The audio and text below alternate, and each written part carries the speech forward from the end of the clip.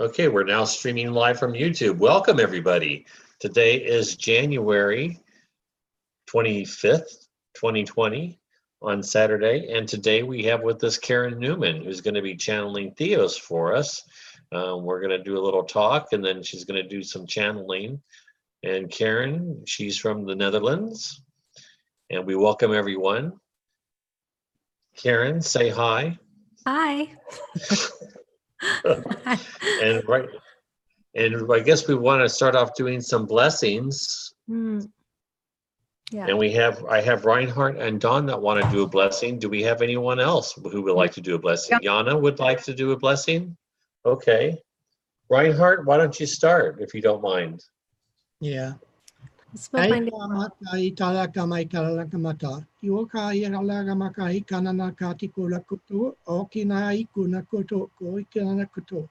all blessed. Thank you. Thank you. And Dawn? Namashototi, Kasantika, Tormo Katani Kitoraksh, Nagrakatara Kuturu, Brona Katani, Tanika Puturum, Tarara Katoro, Narakatam, Toran, Aledo Turu, Zurmakatan. And Yana? E ke tata ana aka ante ne ke e ka hata e orte ne o ka anta o e ye te ti e ka a te ana katatana a ye o ka atanta ko orte ne o ka anta ya. Thank you. Pretty. Karen, do you have any announcements that we want to make? Actually, there's the announcement about the book that if you go to, you mean for my personal thing or not, or for the Human Colony? Either. Well, for Human Colony, there's the book that is on sale on Amazon.com. It's from the Universe with Love, a Lightworkers handbook, and you can find that for free audiobook, or you can purchase an actual copy, and that's written by Max Rimple and Jim Charles. And if you go to YouTube right now, you can see on the Kevin Moore Show, both myself and Jim have done interviews on the Kevin Moore Show. So please check those out. I think mine episode is 32 and Jim's is what? Do you know what his number is? I don't. Well, look Jim Charles up and you'll find him. He'll come right up. I think his is one of the only ones where they have his name in the title. Mine doesn't have the name in the title, but it's episode number 32. And you can also find it on where they call us channelers.com. Yes, you can find it on there. I didn't know that. Okay, thank you. Who knew? I just always find it on YouTube. Yeah. Okay. Okay. Those are my announcements for now. Yeah. So tell us a little bit about Theos.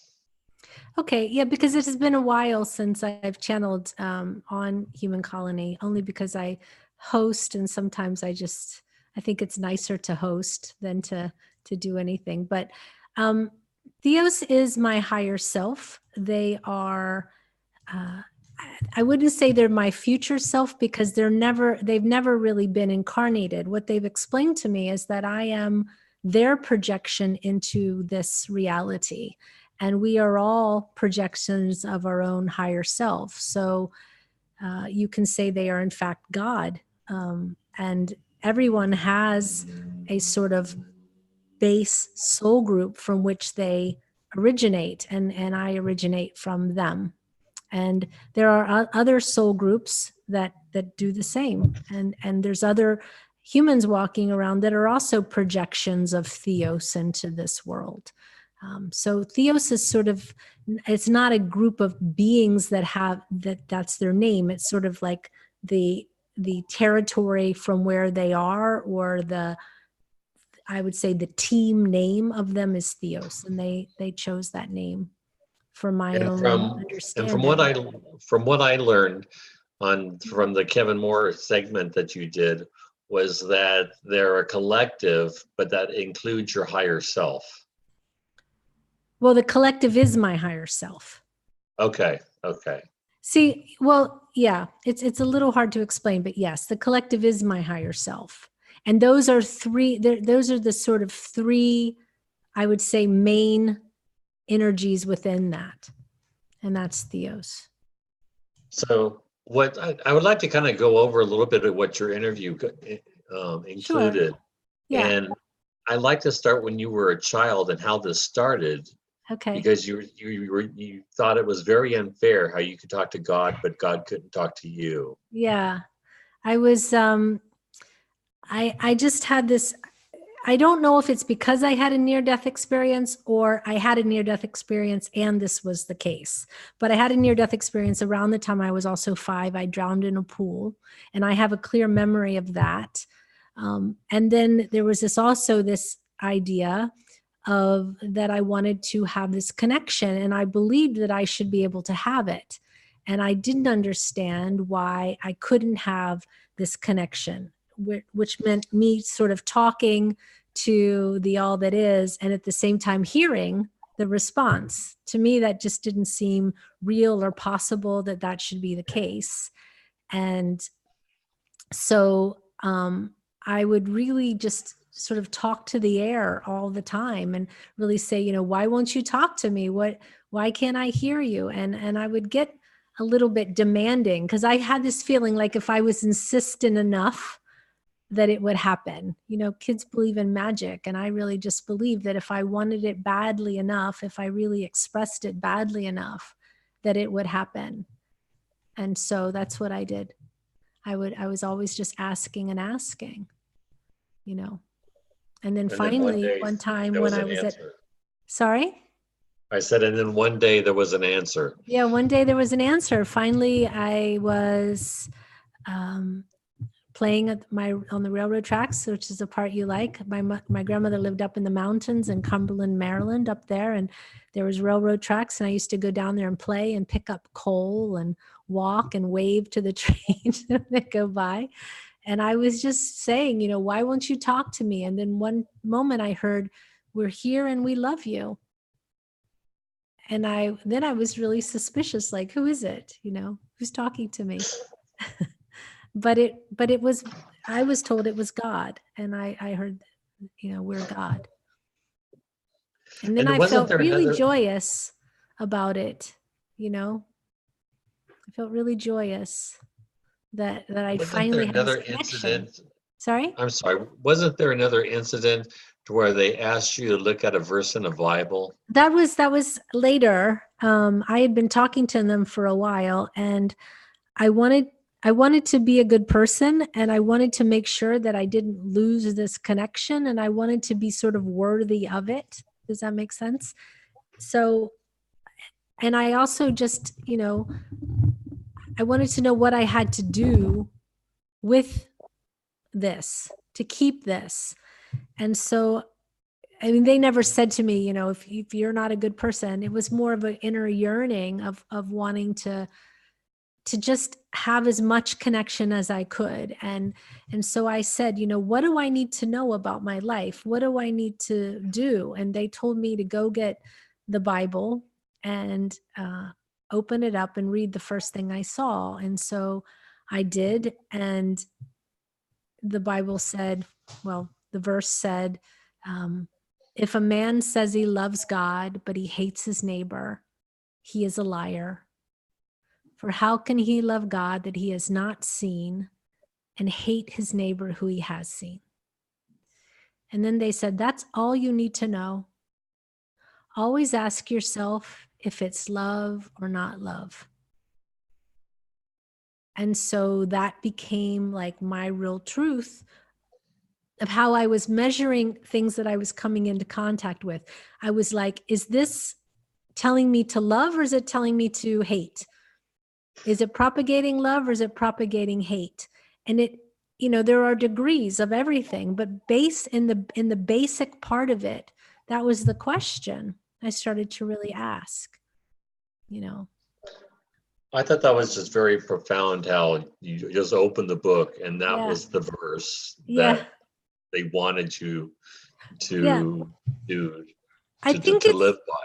I think it was, there's so much about being a child and just having the trust to just do and not have the, and I wasn't analytical about it. it was kind of like they told me, go get the Bible. And so I just was like, okay. And I went and got the Bible, and I had to crawl in this closet and get this Bible out from this box. And it was in a special box inside of a bag and under another box. And, and I just opened it up, and I really did. I just kind of, and looked down, and there it was. So it could have been any verse really, but I just know that it was that was the right verse.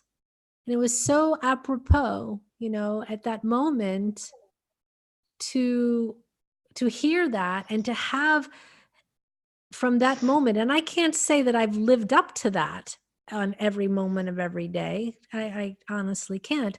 But to have that sort of security of discernment of my own, of whatever I encountered, because I've encountered, and as many people have, you encounter all kinds of things. You encounter all kinds of situations, and you're constantly having to, evaluate where you are in that situation.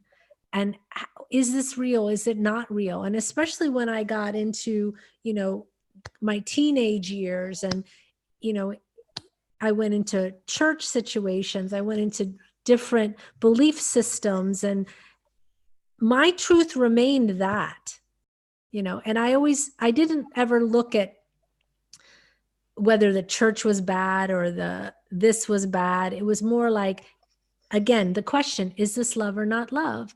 And it made it very clear to me if that was something I wanted to look at or not look at, and of course, as you grow up, you're getting all kinds of other input that just builds upon that. But really at the core basis, that is the truth. That is the truth. Is it love or not love? And the thing is that people will say, oh, if it's not love, it's evil. They never said it about being evil. And later on, they explained to me that there's two things that are happening. And I've explained this before, but I'll explain it now, is that there's always two things that are happening in any given time. Is this love or not love? Is this bringing you closer to the knowing of your true divine nature, or is it isn't? It's one or the other. It's one or the other. Either you're remembering who you are or you're not. And there's not really, there was varying degrees of it, but some things in the world that are not love, their fun is to keep you from remembering who you are. That's a whole other operating system, which is completely valid. It's a choice of a soul to go in that way. It's a choice of people to play there. But if you're saying you want to remember who you are, it's all within love. It's not in the other stuff. And so this idea that also, has been presented about focusing on what you want, focusing on what you want your stream to be, it has to be based in love, or it's just going to go the other way. And it may be this much and it may be this much. But really, those are the two elements at play all the time. And they also have varying degrees. It can be sort of negative, or it can be like the craziest negative of the worst thing that you've ever thought of. Again, not in the whole scheme, it's all experience. But where do you want to go? What do you want to focus on? What do you want your choice to be? And it's either one or the other, really. And so I got that very young, that kernel of it. And I'm still, it's still now revealing itself to me of how really, really true that is, and how much that I can really choose my focus and to let the other stuff really go, to let the other stuff go. And it's not only just about negative people or negative situations. It's the negative self-talk that you have within yourself. It's the doubt that you have. It's the forgetting who you are in your full empowerment. It's all of that. Is that love or not love? If you're saying negative things to yourself, I can't do this. If you're creating limitation with yourself, I'm not good enough. I'm never going to find this. I'm never going to be able to do that. If you're starting to create those negative things for yourself, that's also not love. It's not love.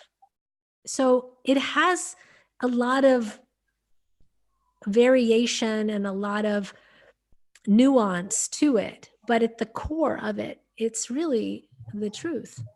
I believe in my knowing, it's the truth, you know. At what point, once you heard the voice, "We are here and we love you," Yeah. when you started getting information, Yeah. at what point did you tell your parents? Oh, I told them right away.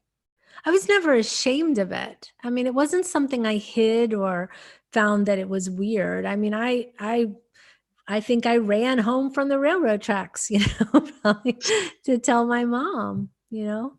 Cool. So, Cool. and the thing is that people wonder, like, did I walk around, you know, preaching to people? Or I never did. This was really personal for me. It wasn't like I was like, woohoo, I'm talking to God and you're not. I never had that kind of, you know, it was really my own guidance and it was really my experience. And I didn't have this need to tell anybody. I wasn't trying to give advice. I was really within my own bliss of just my own connection. Do you know? It wasn't like I was ashamed or I was hiding it. There was none of that. I didn't know their name was Theos, and I didn't have a concept of them as I do now.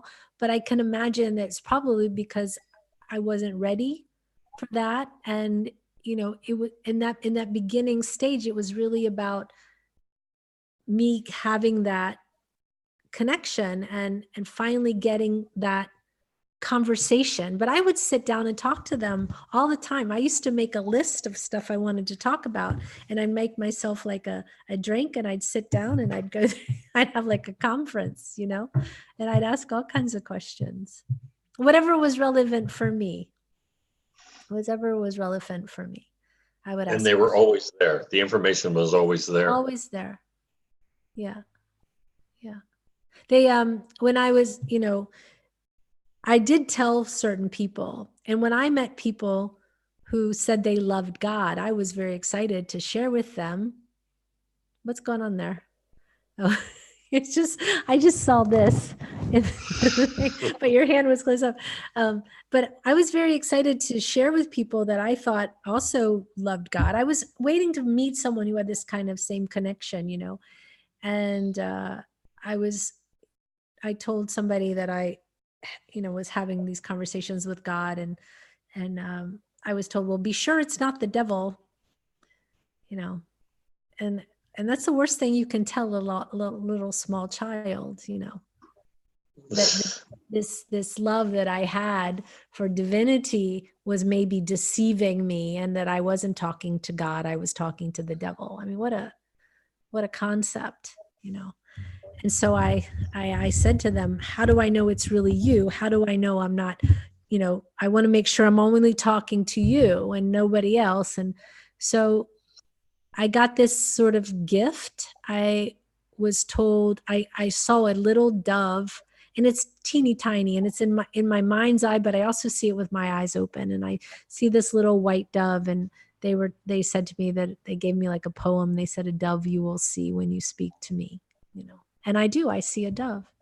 And when I go into meditation and I bring Theos in, I sort of wait for that dove to show up. And then that's when their presence really comes through. And that's always been the case. And, you know, for good 40 some years, I have seen this dove, and I still see it. And I see it sometimes unexpectedly. And then I know that they want my attention. So I heard you say at one time that when they came to you, that the energy, you had to negotiate the energy, yeah, and how close they came to you. And one time you were just like, you know, that was when I started channeling. That was when I started channeling, because when it's happening in your head area, you know, and it's just you talking to them, there's none of that. And when the first time I channeled, you know, for everyone here that's a channel who knows, you start to probably if you can think back to the first time you channeled ever, at least for me, I had this sort of sensation of like, something was going to come out. Some words were going to come out. Something was going to come out. And when it really started, it was I think I probably had a lot of physical, like a singer, I was constricted and my throat was tight and my body was probably like bracing for something. And when the energy came through, like, and it was going to come out, it was really heavy. And I couldn't even like form words. It was more like blah, blah. I really had a hard time. And I was like, this is too much energy. So I say we negotiated. What they did is basically they just pulled back the energy a little bit so that it was more, flowy, as opposed to like, whoosh, we're here, kind of thing. I think probably more energy comes through now that I'm used to it, but just in that first stage, I had this, it was very, I don't want to say overwhelming because it wasn't negative. It was more like, I don't have the container prepared that, the flow was too constricted. And also too, when they started talking, my voice was really staccato, hi, we are Theos, kind of like that. And I think that was, again, the constriction in my throat. And so I had to really relax and also just maybe have it come through just a little bit less, but that all got solved very quickly, really. I mean, it wasn't like it went on for weeks. It was just like in the first time I said, no, this can't work. And so we negotiated it like that. Yeah. And do you think your communication, or when the communication started, did that have anything to do with you being able to, when you started communicating with trees? No, I don't know. I started communicating with trees also when I was little. Again, in the age range. There used to be a tree on the side of my house, and I used to just go sit in the tree. And it had this perfect branch that was long, and then it had a branch under it, and I could stand on the one branch and put my arms on the other and sort of hold on it. And then there was actually one on the other side, and I could hold both of them, and the branch would bend and I could walk down to the fence and jump off, and I would sit in the tree and I would just lean against it. And it was just perfect for me. And I would stay there and I would talk to the tree and it would talk back, to me. But it was all just beautiful communication. It wasn't, and I can't really tell you what it was, but it was more like that tree was my friend, and I loved the tree. But there was some exchange that would happen in between you two, not necessarily words, but I think there were words. I just can't remember them. I can't remember. I do remember one thing that happened. I'm probably gonna have to turn this light on in a second. One thing that happened was that on the one branch that was above me, when I was sitting, it was like right here, and there was a little bit of bark that had started to peel away. And I remember peeling off some of the bark, and the body, that the white wood of the branch was exposed. And I was so worried that I'd hurt the tree. I was so sorry that I had maybe torn its skin, really. And that maybe that branch now was going to die or something was going to happen. And I remember just having this really palpable sadness and really just asking the tree to forgive me. And I didn't know what to do. And I was really, but within a few years that thing closed up, and I was so relieved, that had happened.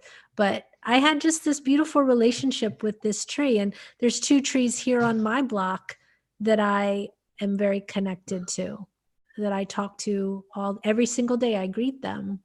And what I learned from the trees is that they only want to be acknowledged. They're energetically, they just want to be noticed, and they hold so much space and so much energy for humanity. They know what they're doing. And there's a tree here that was across the street, and in the Netherlands, we get these huge windstorms. They're not like hurricanes, but they're hurricane force winds. And these big trees that are hundreds of years old will go over sometimes. And there was a big tree that was right out of my window, straight, like where my arm's going. It was like straight across, and it was old. And there was a windstorm coming, and I got the information. The tree said it wasn't going to make it through the storm, and it was saying goodbye. And I went outside, and I just put my hands on the tree, and I just thanked it for all of its oxygen and its wisdom and the space that it held, and the gift it had been and was going to be. And the tree was, what was interesting is I realized is the tree was already releasing its spirit from itself. The tree didn't get killed, it let go. And so that night I went to bed, and I came out the next day, and it was over. And it went out spectacularly. It took half the street when it went over. It was those ones that have these really dirts, but they communicate and they have names. And if you can connect to one tree, if you're on the other side of the world, you can still connect back to your original tree through whatever tree is by you. But they will call to you, trees. They will call to you if you listen for them. So that might sound a little crazy. But I believe it's. I'll have to try that. I'll have to try that with some trees. If you feel the attraction, just energetically talk to it. I talk to my trees here sometimes with my voice and sometimes telepathically, but I know that if I walk by them and I do not greet them, they notice. I will say that they notice. And again, people can think what they want about that, but for me, it's very, very real and very, very beautiful. It's, I think it's beautiful, and I think it's reassuring. I also think that it's uplifting in a way that just proves that there's more consciousness all around us all the time. Yeah. I'll tell you what's really interesting is that, oh yeah, that's better. Everyone knows who, maybe most people, some people know who 𝗲𝗲 is. You know, she's the hugging saint, and she comes to the Netherlands. And I had a situation where they say if you come around 𝗲𝗲, you'll get some miracles, you know. And so I had 3 miracles that happened when I went to see her. She came to Holland. Wasn't the time that Jano went with me. You went, but it was a couple years. Jano and I went together to see 𝗲𝗲, I guess last year or the year before. I don't remember. But this was several years before that. And there was a guy that I was a friend with, and he went with me to 𝗲𝗲. And we were driving in the car to 𝗲𝗲, and I was telling him actually the tree story. This is why I bring it up.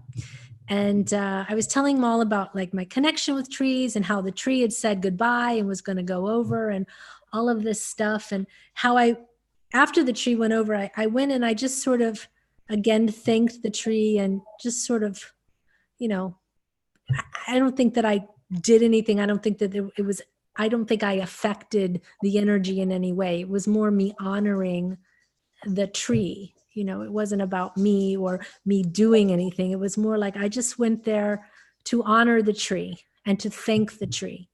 And so we were driving, and I was telling him this whole story about the trees, and, you know, and we got to 𝗲𝗲, and we were listening in her satsang. Satsang is the talk that she would give. And she basically, word for word, reiterated the story that I had told him about connection to trees and how you should honor them, and when they're going to go, they'll let you know, and all of this stuff. And we were like, the whole time we were listening, it was so incredible.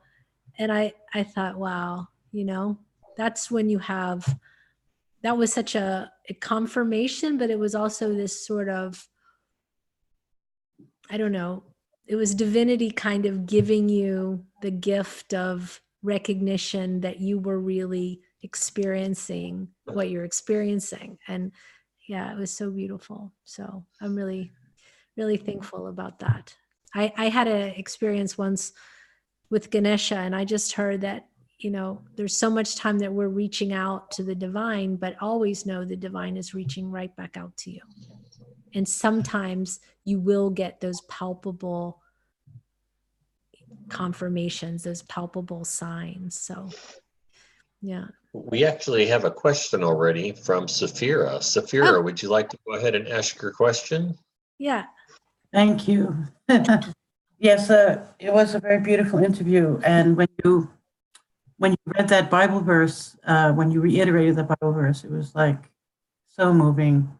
I used to get very angry. I was a part of a lot of religious, spiritual movements. And when people would hate Black people, you know, from like Southern churches, some of them.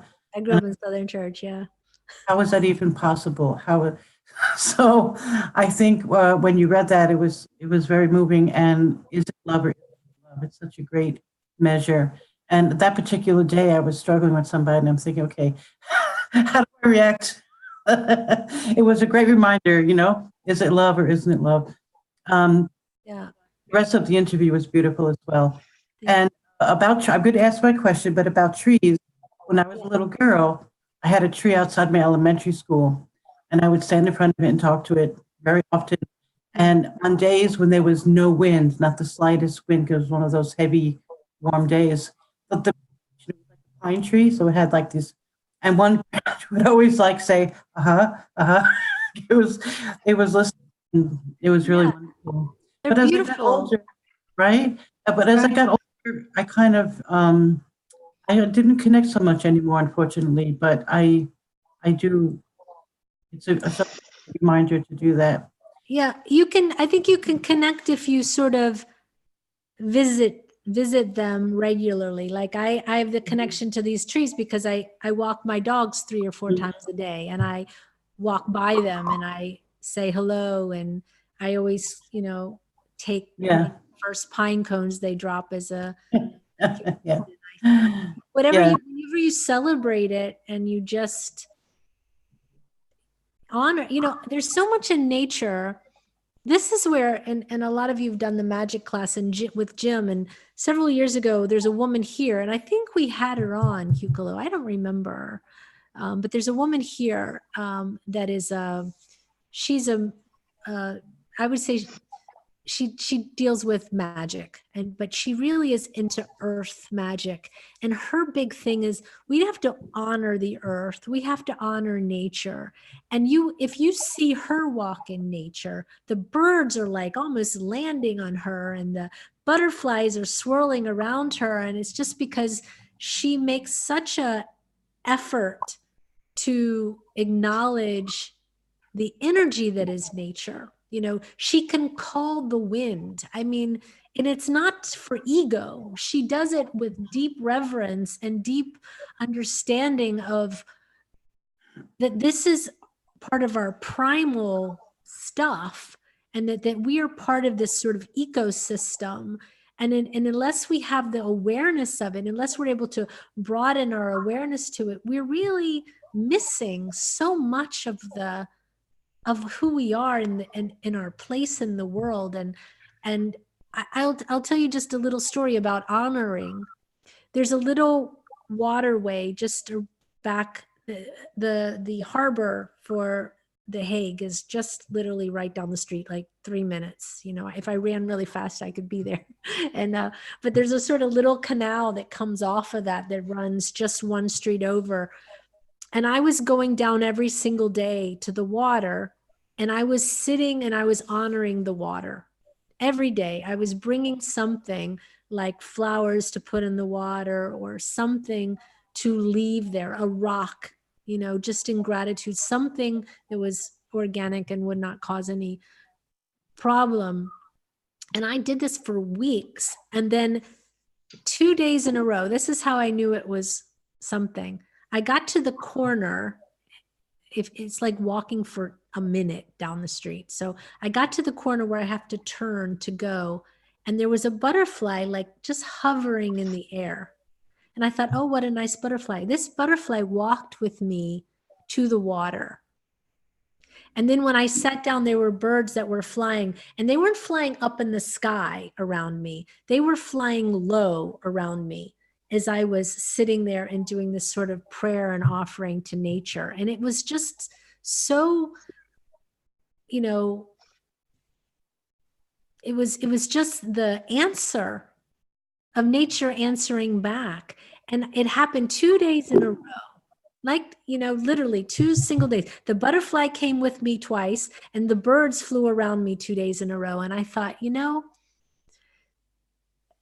I've missed the opportunity to really connect with everyone saying, you know, you have to connect, and we're trying to connect to the aliens, but there's a whole world here that we're disconnected from. Mm. And if we can connect to that, you know, we're really doing something. And that's here now. It's not something that's coming years from now. It's right now. It's really, so I would just say to you, do it. And without any expectation, because that was a really surprise. I had no clue that that was going to happen. I was really doing it for just the honoring of it. But every time I get a chance now, I go by the water. And I'll tell you something too. You can find out, this is what I learned from Ina is her name. The one is that I looked back into the name of the waterway. And if you go back before Christianity, back into when the Celts and were still, and the German tribes were here, they had different names for the waters, and every forest and every water and every place had a god or goddess or energy that was governing that.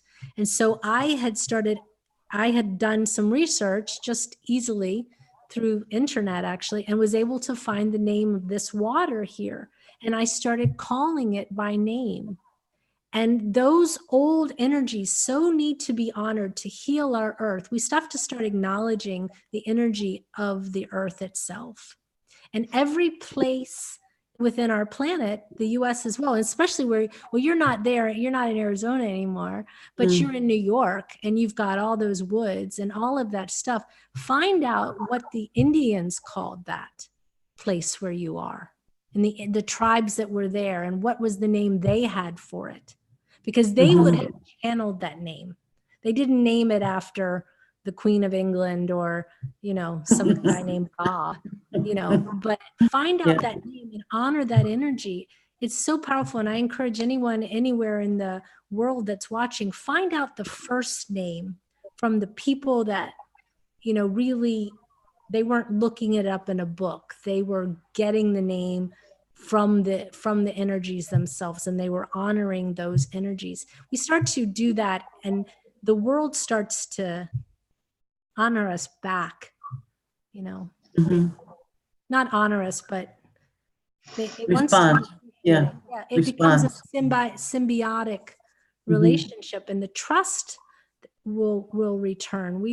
I think some of the places on earth don't trust us as much as they used to. They don't nurture because they're in self-protection mode. Yes. I can't say that. That was 100%. That's very beautiful. Thank you.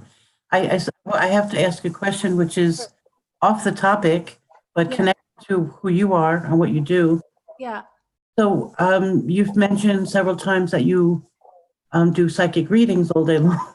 Yeah, I do. Okay. So I'm wondering, the channeling and the psychic readings, so how do they differ? And do the beings, does Theos and any other beings who come through, do they come through in your psychic readings, or is it separated, and are the psychic readings just picking up on the person's energy? Well, the psychic readings it depends on the person. I had a woman call me yesterday, and it was such an amazing honor to talk to her. Most of the people that call you on a psychic line, because I work on a line, they want to know, when is my boyfriend coming back to me? When is he going to call me? Am I going to get this job? Am I going to get along with my friend?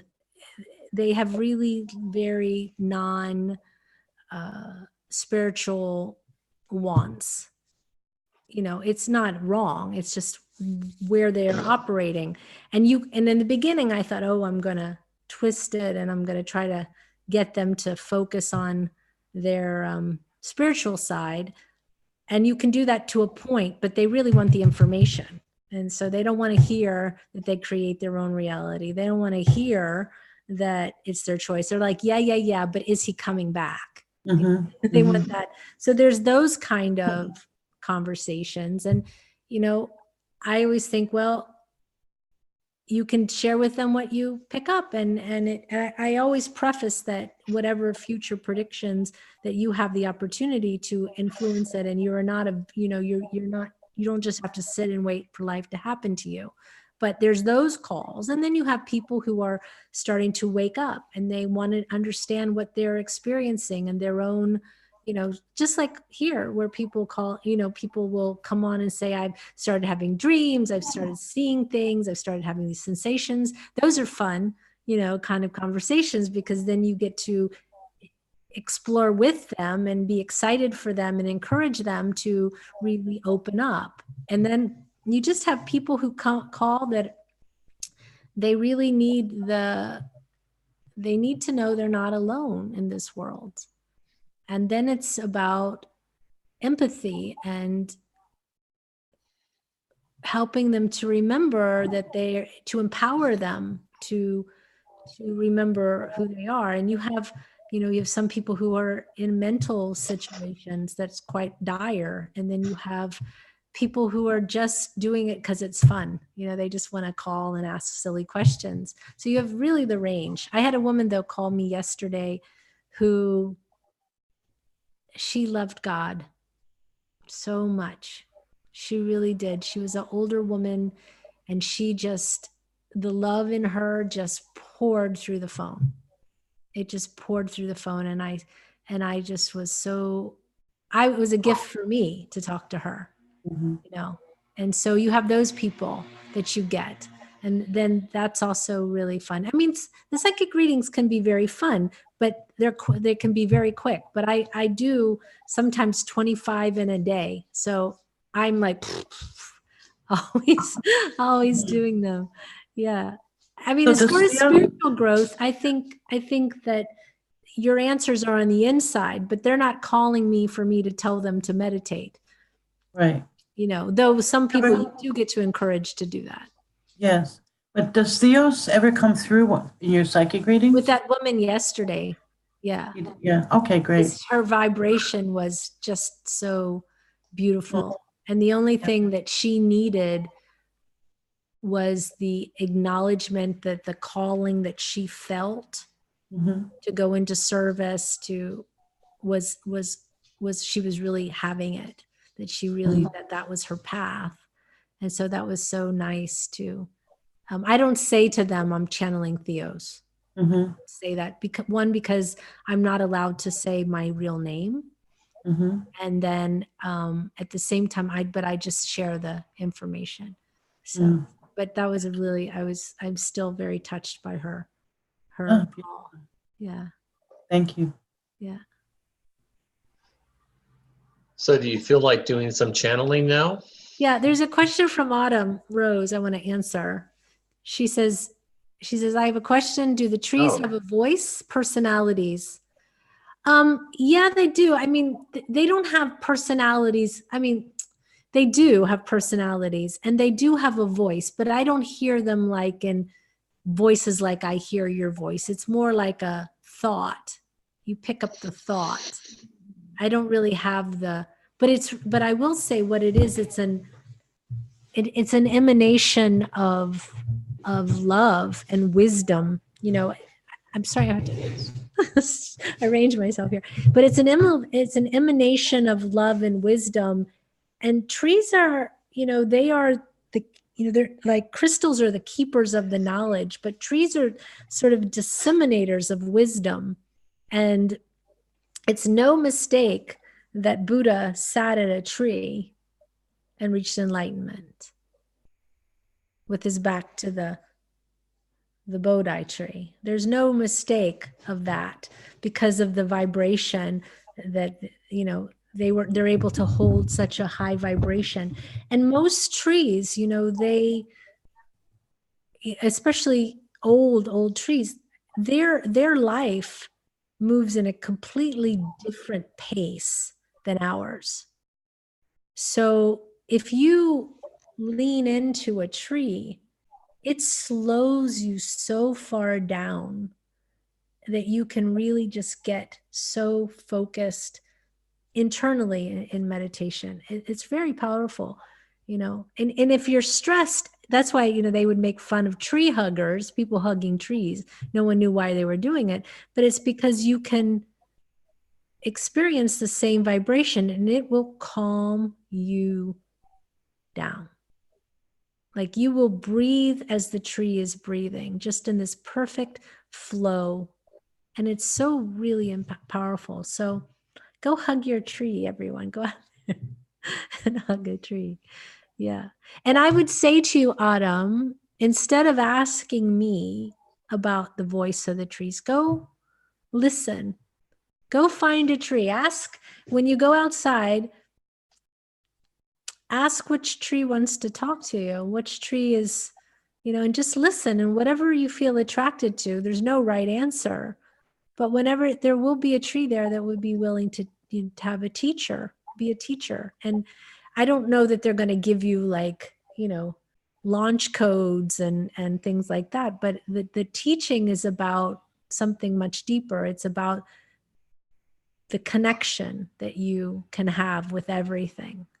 And that's a lot to learn and very valuable thing to learn as well. So you tell me next time if the tree has a voice and if they have their own distinct sound. I will say this, when I walk by the trees here, which I call Thalia and Thea, those are their names, and they're two pine trees and they grow like, I've showed them to you, Yana, or not? Did I ever show them to you? And they grow like this, and they're very tall. I mean, they're very, very tall. They're long trees, but they grow like sister trees. And instead of their branches hitting each other, literally all of their branches go this way or this way, and they are in perfect synchronization with each other. And it's really beautiful to see. So they don't have a voice like I have a voice, but it's more like a energy that's acknowledging. Go ahead. What, Yana? Oh, well, I wanted to share a story that in where I live, we have botanical gardens, and there are very old trees there because this is from long ago, and the tree I am talking about is 400 years old, and it's in the center of that botanical garden, and I always call her the mother tree. And we spend a lot of time there in summer and walk there in winter, but we do our mid-afternoon Sunday naps there, or have breakfast there, or read the paper, or read a book, or we spend a lot of time around her. And I once channeled her. I feel her as a female energy, and I feel them as a collective. Like when you talk to star civilizations, you can talk to a collective and still talk to one part of it to connect to the collective. And I just had a conversation, like you said, with her about how it is to stand there for 400 years and all the wars that have passed her, and all the different peoples, and all the time changes, and and I asked her, so you're always bound to one place, and how is that for you? And she said, we as a species don't travel much. But she's very, very low. I don't hear it as a voice like you say. I hear it as a channeling, like an inner knowing. Right. And but I understand the words. And she was talking that they have a sort of network, like you said, around the world. So she travels through the network and can be all over where she wants to be. This was very, very nice. And yeah, and I have the same experience when I pass all trees. That you really can connect, even if you just acknowledge them, that they are there. Yeah. So when you feel very tired, when you are away from home and you feel very tired, if you ask a tree to center you or to give you energy, they do. Mm-hmm. So it's very nice to they have they like to connect to humans and open to that. It's a wonderful experience. So I very much relate to your story. Yeah. I've seen that mother tree. You showed it to me. We climbed up that hill. Yeah. Exactly. Have beautiful energy, the tree. Yeah. And that's the thing, like through these trees, I can connect to the tree from my childhood, you know, still the energy of it. Yeah. And so much, again, it's just there was so much love there for that tree. Yeah. So nature's amazing. So anywhere you are in the world, I don't want to I know we're going to channel, but I had a different experience with rocks. Rocks are different.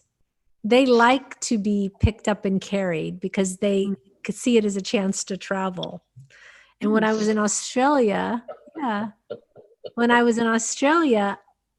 had this overwhelming sense to ask the rocks, because I did all these sort of rock balancing things. I made, where you stack them. And I asked which rocks wanted to be stacked, and they let me know. And they liked the change of perspective because, otherwise they're just kind of where they are, Yeah. So I don't know. It is what it is, but I don't know if anyone else has that experience. No? With tree rocks? I just heard Dolores Cannon in the past say rocks' lives are very slow. Yeah. That they do have consciousness. It's just that their life is just very, very slow. Yeah.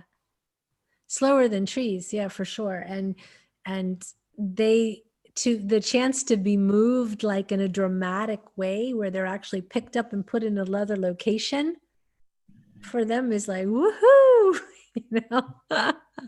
And if you listen to Rich Stack, his name is Rich Stack, on We Are Channelers interviews, he covers the Seth materials.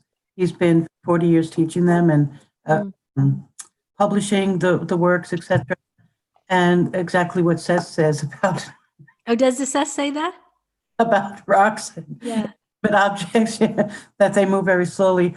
But also on the subject of what you were talking about earlier with Ian about the who we really are, when you were talking about love or not love and who we truly are, that's covered very deeply there. It's amazing. So I have to read. I did ever really read this Seth stuff. I think I read a little, like the Coming of Seth.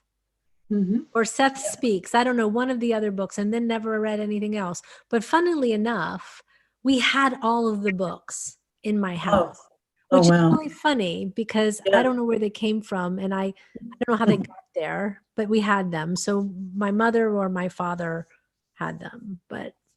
And there are audiobooks on YouTube, about 10 hours, one of the books, or two of the books. You can just listen like that too, if you wanted. Oh, that's a good idea. Yeah. I wasn't trying to now promote Seth's material, but to say that there's so many great interviews on the We Are Channelers, and Lee Carroll, who channels Cryon, as you know, and Stack, especially talk about the subject that you were talking about the reality of our true nature. Yeah, goes much deeper into it. I will tell you, I can go into it deeper too. I'll just tell you that part of waking up is peeling away this idea of ourselves being limited and all of these things. It's a big subject, but but at the core, and that's the one thing with Theos, I think they have this sort of very broad perspective. They like to give things in simple ways, because ultimately the truth is just simple. I mean, there's multiple degrees, and like maybe someone like Bashar, who will give you the nuts and bolts of every molecule between you and whatever, that's not really what they're about. I mean, Theos is pretty like, just be love and be loving, and everything that is that issues from it. I mean, everything that's real issues from this idea of who we really are. If you're living in your true divine nature, then the way you walk in the world is informed. You don't have to be told. You don't have to figure it out. It just naturally comes out of you. You don't have to question, do I do this? You know what you would do. You know how you would react. And you can put a lot of rules and books and stuff in between, but at the basis of any choice that we make as humanity, are we doing it from a place of love, or are we doing it from a place of things that are, I'm hesitating to not say fear, because I think that word is even limited. Not love is better than just saying fear, because fear connotates people being afraid and cowering in the corner. But not love means that it's not from your true divine nature. And that's a change that I've had that's a realization I've had in the last year or so. Maybe in that interview, I think I was talking about fear, but now I wouldn't use that word. I would say not love, as opposed to, even though this is the thing, like Theos will say something to me and I'll get it like 10 years later. Like I realize the idea of not love is better than saying fear. Because it's actually a broader, more all-encompassing term than fear. Because fear has a very negative connotation. I can say not love can also be uninformed. And even unaware. Fear is, in my opinion, that I've heard the opposite of love is not hate or fear, but rather indifference. And there's nothing worse than being indifferent. Also, or ignorant. I always say that, nothing worse. I don't mean that. It's just an expression I use, probably from where I came from, my area. Well, but I mean, the thing is that part of our being here in this world is to not know who we are and to realize who we are. That's part of the path of humanity. So, and it doesn't mean that people who are not awake, as we term awake, are not good, kind, loving people. You can be the most amazing person, and be completely asleep as to your divine nature. So there's also degrees within that.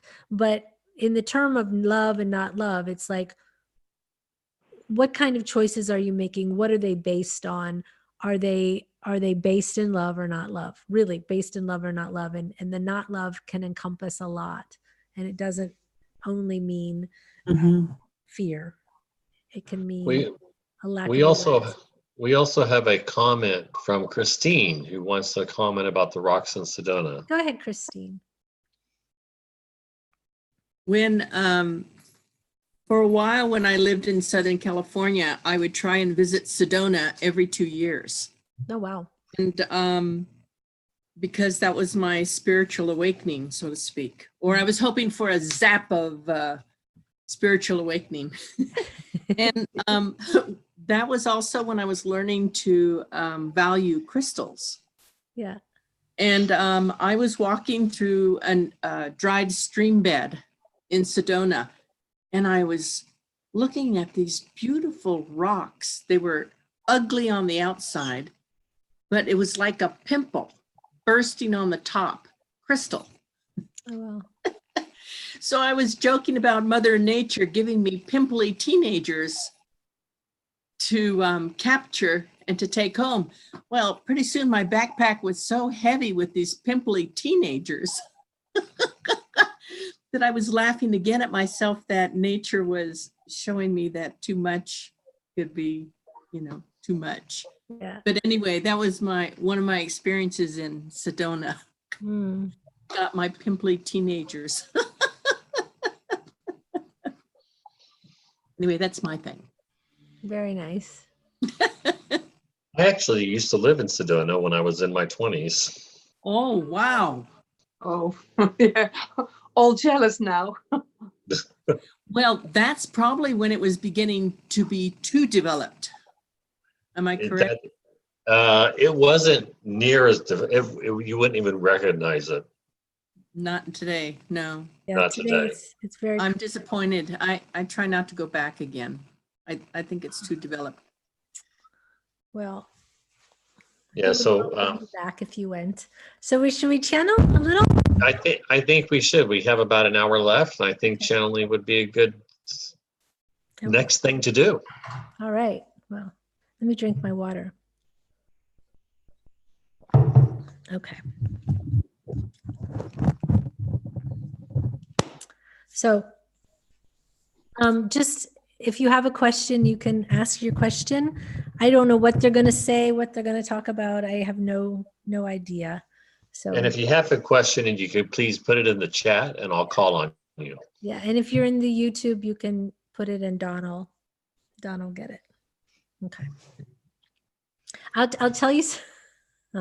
I had started to channel with my eyes open, and I channeled with my eyes open for a while, and I got so many criticisms about my eyes were moving all over the place, and people were like, oh, she's thinking. And actually, I want to clarify what was happening when I was looking all over the place. When I'm channeling and I'm looking out of my eyes, what I'm seeing is pretty freaking spectacular.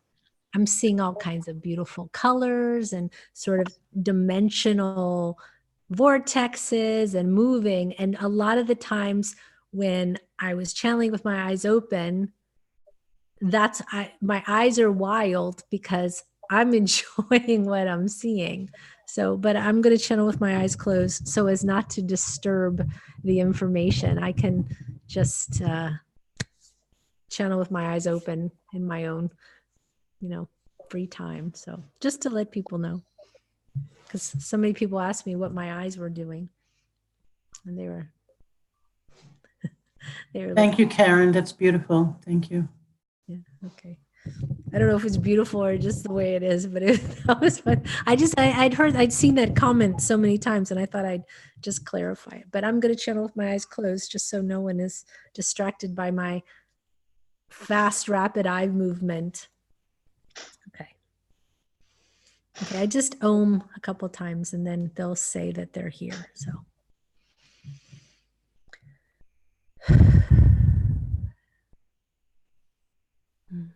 And thank you everyone for being here in this nice co-creation together. So.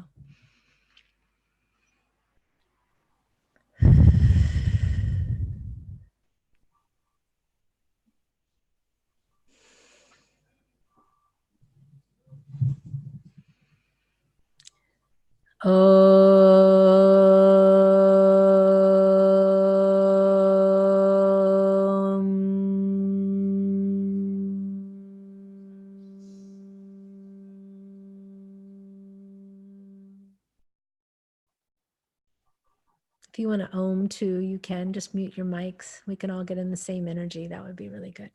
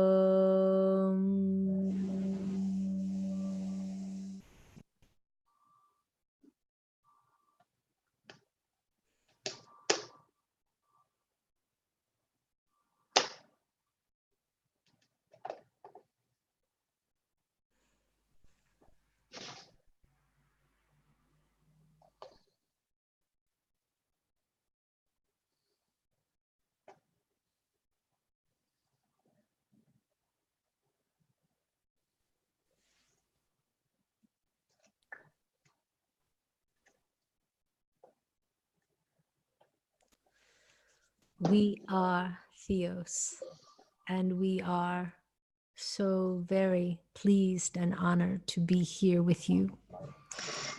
We always take a moment before we come through to have a conversation with Karen, just a little bit about what we're going to talk about and what we're going to do. And we're going to share with you just in this moment something that we have taught her, and we want to share it with you. And it's about dropping consciousness from the head into the heart, because it is through the heart that you can really access your inner knowing, thinking through the heart, feeling through the heart, and allowing your brain area to do the mundane tasks of your day. But your issuance of what you're bringing into the world really needs to be centered here. And the ego will fight you on this and tell you it's not possible, but we will tell you it really, truly is possible. That your true self is here. Your soul is based here. And we want you to experience what we call the consciousness drop into the heart. So if you will just, where you are, sit up straight and put your feet down flat so that they're not crossed. Because in creating this straight line, it's much easier for your breath to do its work, because it is through the breath that you will do this. And we want you to just close your eyes and take a deep breath in through the nose, and this let it out with just a very gentle exhale. And feel yourself relaxing into that. So we're going to do that 3 times, and we're going to also at the same time do the sound of Om. And as you are doing this, allow your eyes to softly focus with your eyes closed, but allow your focus to be here in the center of the forehead, in the center just above the nose, not forcing your eyes to look, but gently allowing them to look here, so that your eyes are not focused there, as we said, but more resting in that direction. Put your shoulders back and have your head in a level direction. You can have your hands on your lap open like this, but on your knees, so that you are in a receptive position. Or you can put your hands to your heart, or you can have your hands in the blessing of Namaste here.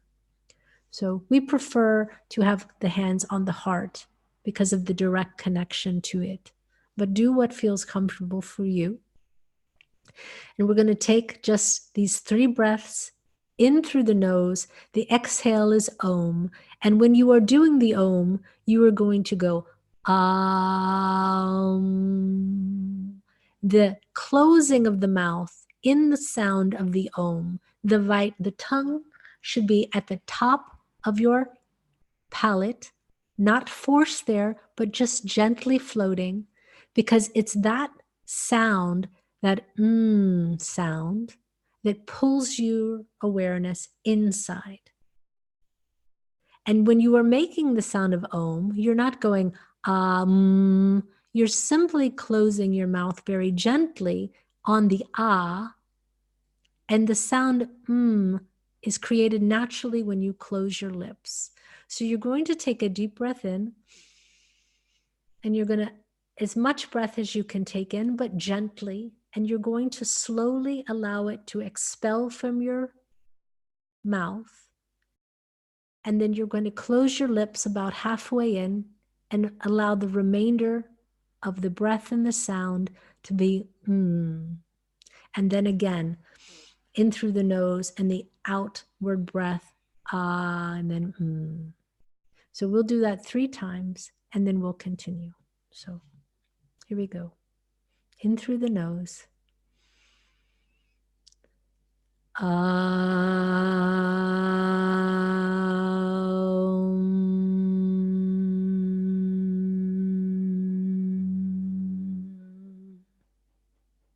Remember, the focus is in here, between your eyes. Deep breath in.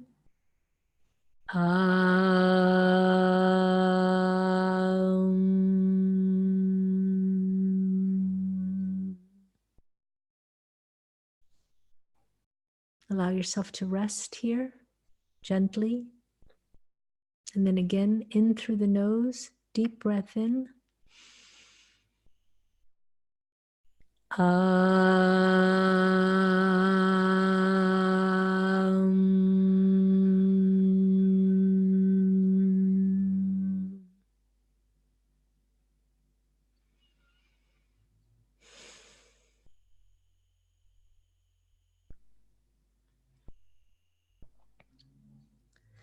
This quiet, centered place is what you're seeking.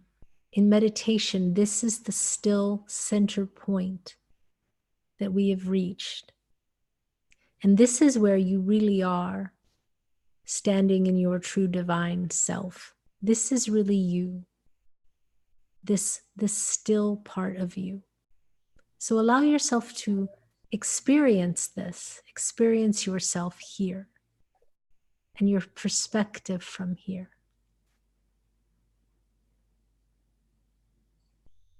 Just for a moment. We're going to do one more breath in, but this time, through your crown chakra, which is at the top of your head, you're going to picture the love of the universe coming in and filling your entire body, and especially with golden light surrounding your heart area. So let's do this one more time. Take a deep breath in.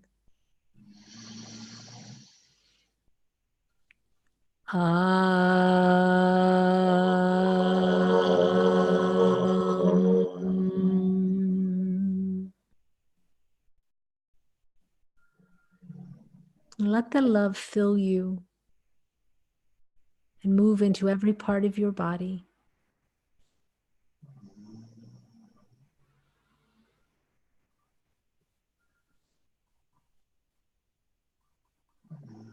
We're going to talk a little bit about the consciousness that's in your brain. Right now, your brain is doing millions of tasks. It's taking care of your breath.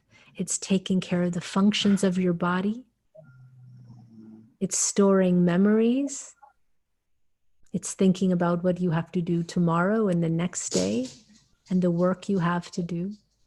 But we want you to think of your consciousness, which is different than the mind, as a small ball of energy that is here, about the size of a softball. Not such a small ball, but about the size of the softball. And as we breathe, we want you to picture this ball of consciousness, which holds the knowledge of your true self, to fall within, come down through your head, through your neck, and settle within the heart. So when you do so, what's going to happen is you'll feel literally like something drops. It won't be harsh, but it will be a sensation of a new awareness. So we'll take another deep breath in. We want you to picture this ball of energy, have it be vibrant a glowy white ball of your consciousness that has, for lack of knowledge, been stored here, from lack of awareness, stored here. But when it hits your heart, what's going to happen, because that's its true place, it's going to expand.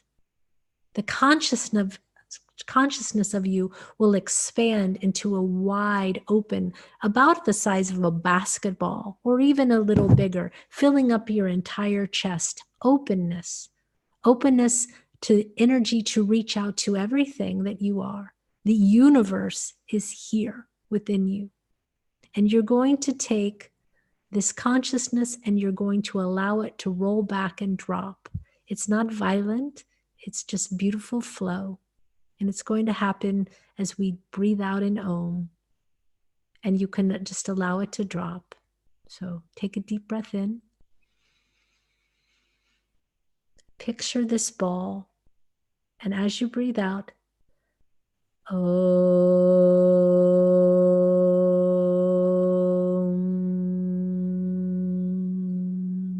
Allow it to roll back and drop into the heart area.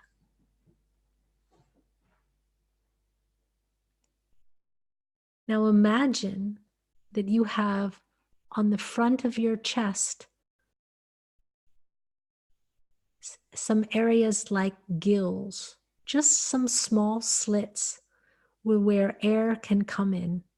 They're not real, but they are imagined, but they're spiritual passageways for air and light to come in.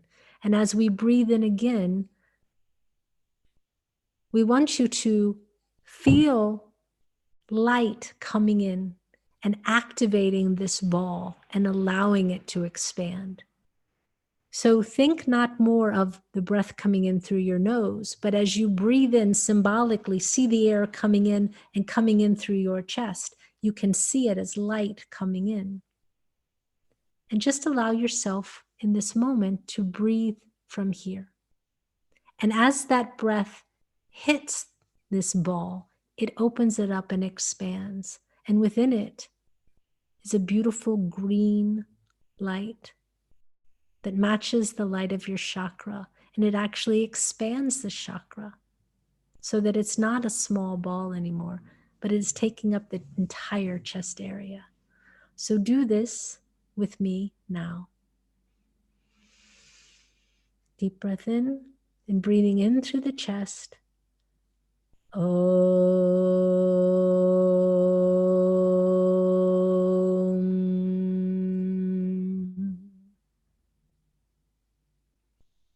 And as your breath settles just in its own natural rhythm, feel this expanded way of breathing. And see this bright green light in your chest. And just acknowledge the love that is within you, that is manifest here. And let that also fill your body. And when you meditate again, go here. When you feel yourself starting to feel doubtful about who you are and what you're supposed to do, take a deep breath, because your consciousness will start to creep back up into your mind. But pull it back down. Pull it back down. And then as you sit in your stillness, have the conversation with yourself about who you are and what you're here to be, which is just walking with awareness in the world of your divine nature. But it is here, in this chest area, in the heart area.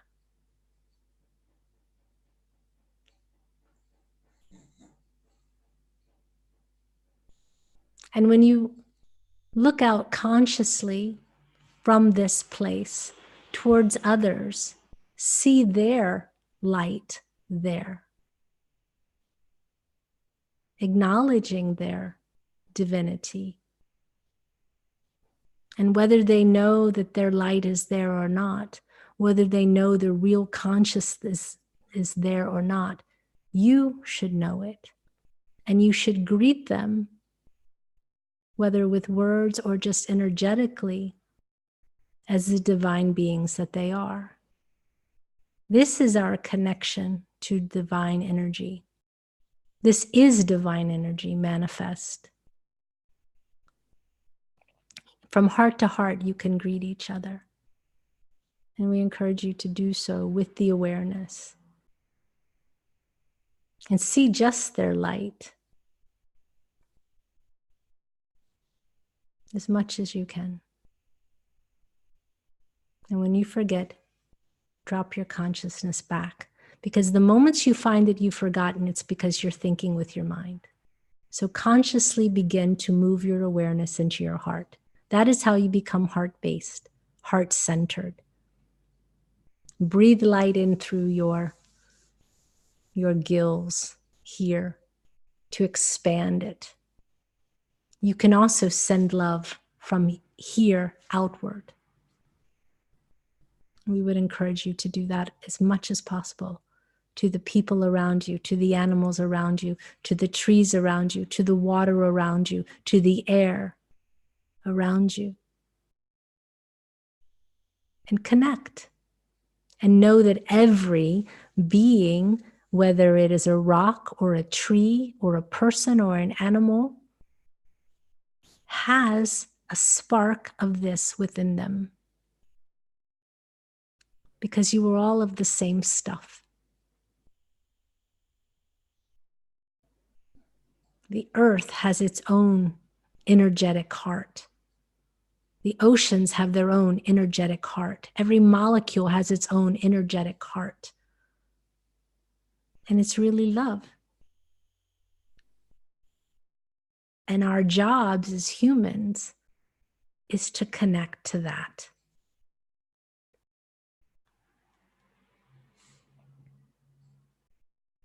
So,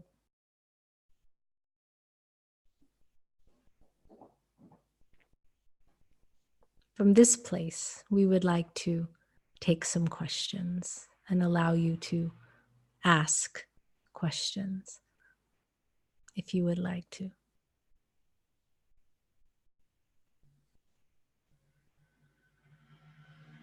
Or we can just sit here and be silent and be connected, which is fine. Unmute Ian. Thank you. We do have a question from Christine.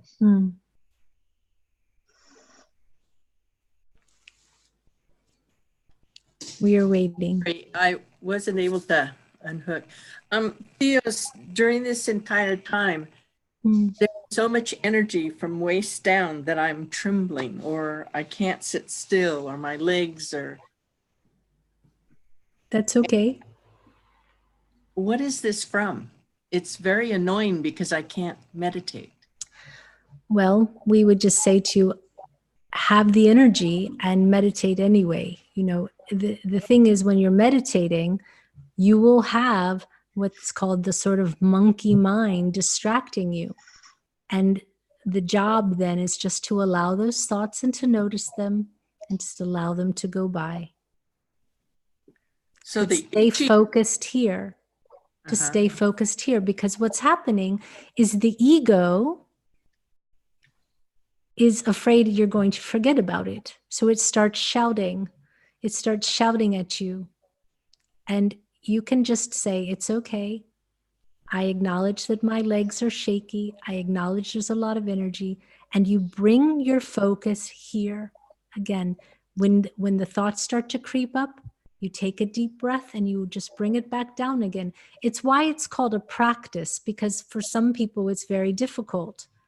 And the judgment of I can't do it, you said it, that's why I can't meditate. Well, those words are self-propagating. So it's sometimes a battle of the ego trying to make sure that you're not going to forget it. And so you can just say, I feel my legs. That's okay. I'm going to take another deep breath and I'm going to allow my consciousness to drop here. Well, now it's all over. I'm itching and That's scratching. okay. That's okay. It's okay. You just, again, take a It deep drives me breath crazy. and don't make excuses. Don't make excuses. You can just notice them. Notice them. Notice the itchiness. Notice the distraction. And take a deep breath. And again, go into your heart. And keep doing it until the ego, like a distracted child, will decide it's okay to be quiet. It's called the monkey mind, jumping around, fighting for your attention. I'm over here. I'm over here. You can't do this. That's for certain. That is Thank not you. certain. It's only certain if you get distracted. And again, allow the thoughts to come and allow them like on a river. Just picture them like a boat on a river that just keeps going by. Okay. Thank you. We would encourage you to practice. Yeah. Okay. Next, we have a question from Gabrielle. Hi, Gabrielle.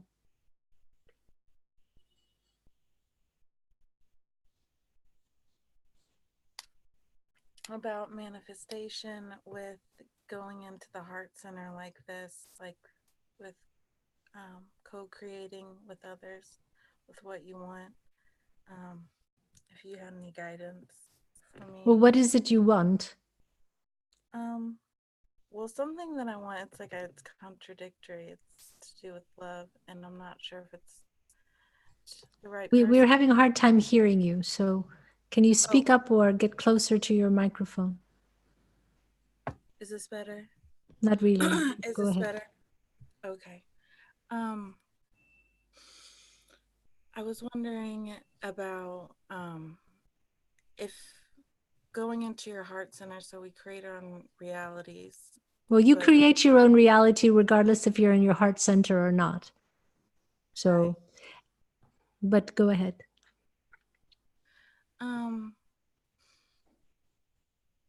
The key is conscious creating, but go ahead. Conscious creating. Okay. I was just wondering if you had any advice on how to do that for me personally, how to better connect. Well, we just told you, you have to practice your connection. Okay. And we would preface this by saying, because you didn't answer what you wanted, is the connection of what you're wanting, or is it you're wanting to get something? I want the connection with the person, but I'm worried that I'm manifesting a negative situation by certain thoughts. Okay, can someone repeat what she said? I really can't hear her. I wondered if I was manifesting certain things by certain thoughts that I was having, and if I was the complete reason why that was happening, or if I was co-creating. Well, what is it that you're thinking? Like of a negative outcome, like you're put positive intentions, but like certain. Is this you asking about a personal partner that you're trying to bring into your life? Uh-huh. Is this person interested in you? Yes. So what is the problem? I'm getting that I need to release this past hurt. My hands are sweating so much. Okay. So what is the past hurt that you need to release?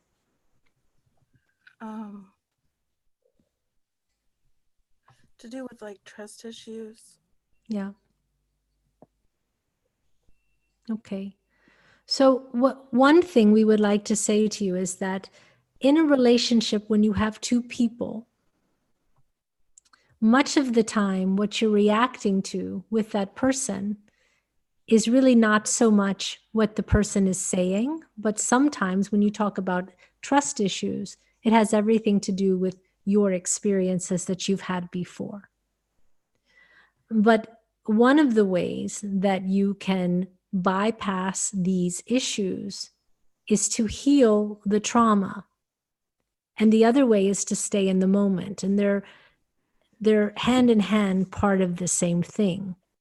Staying in the moment is not projecting into the past or into the future, wondering what's going to happen, but experiencing everything in this now moment as it is and standing in your true divine nature, which is love, which is kind, which is expectant, which chooses to be those things.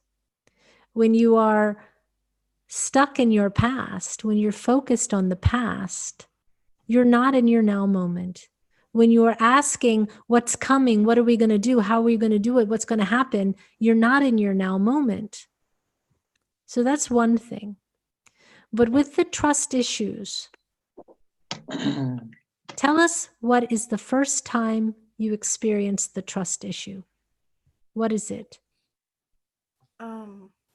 Honesty about what was going on really in his life, and intuitively feeling what was really going on, but feeling like if I could help awaken him to the fact that I do know and I feel certain things, that maybe it would awaken him, because it's a twin flame sort of connection.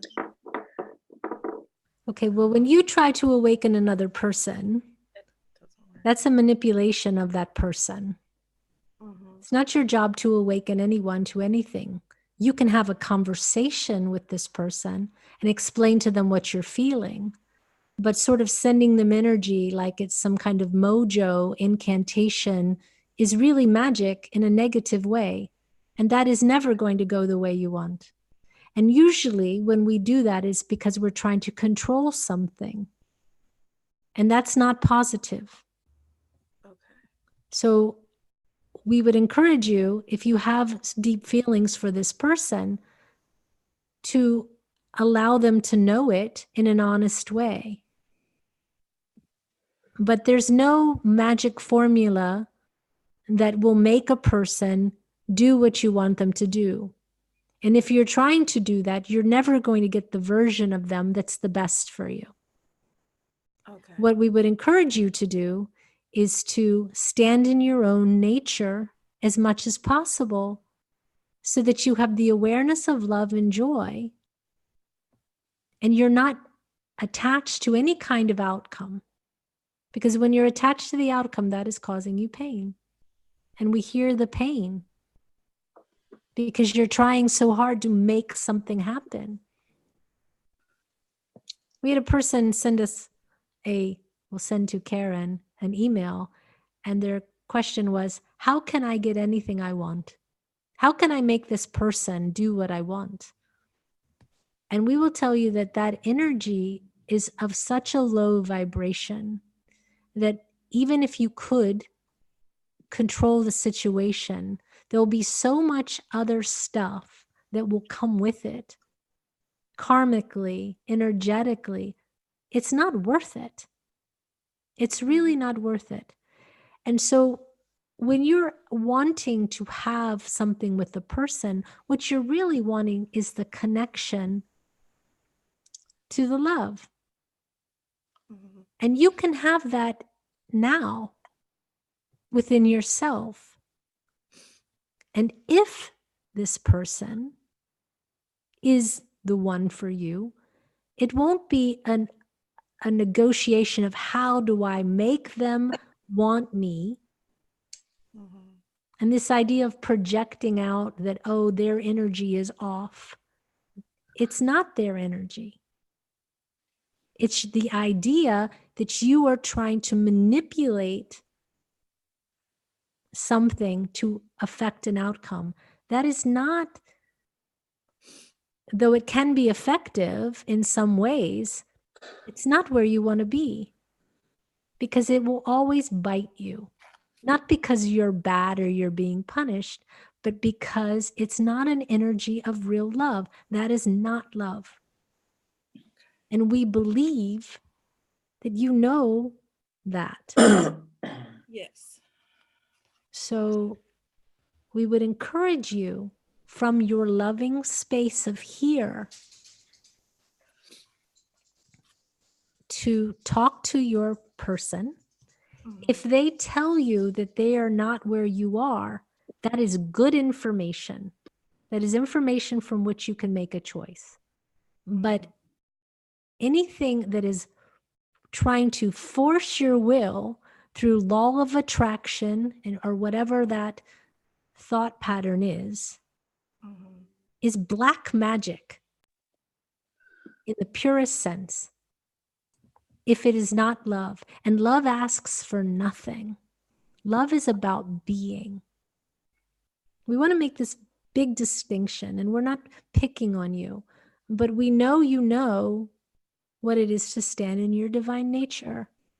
And this is a distraction for you. You are focused in the future, you're focused in your past, and you're trying to manipulate an outcome. And it really isn't the necessary thing. The necessary thing is to operate from your center. And if the person is not on your vibration in the love way, they are going to move out of your energy. That's just the way it will be. And then, but in having that happen, the right person will come in who does match you. So we just are going to move past your question and encourage you to get into your heart center. And when you are so connected, you're not going to have this attachment to this other person, because what you're looking for at them for is to give you that connection. But that's something only you can have for yourself.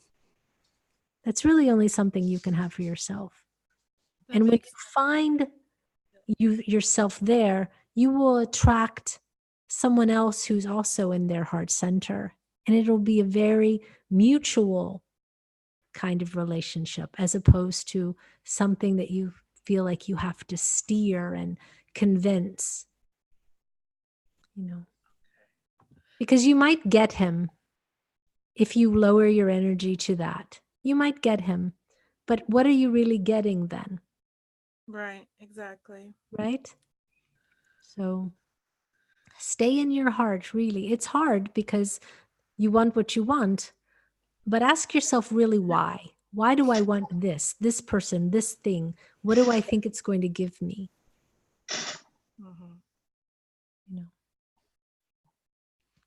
Thank you for your guidance.